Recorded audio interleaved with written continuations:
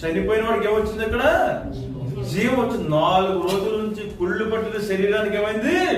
జీవం వచ్చింది. యేసు ప్రభువుని పిలిస్తే మొట్టమొదటిగా ఒక వ్యక్తులు ఏం మార్పు వస్తుందంటే, ఆత్మీయంగా చచ్చని స్థితిలో ఉన్న వాళ్ళు జీవం వస్తుంది. పరిశుద్ధాత్మ దేవుడు ప్రవేశిస్తాడు యేసయ్య పిలిస్తే. తర్వాత ఏమవుతుందంట చూడండి, యేసు మీరు అతను కొట్లు పోనీయని వారితో చెప్పిన కొట్లు బంధకాలు తెగిపోతాయి. యేసు ప్రభువుని పిలిస్తే కొట్లు బంధకాలు తెగిపోతాయి.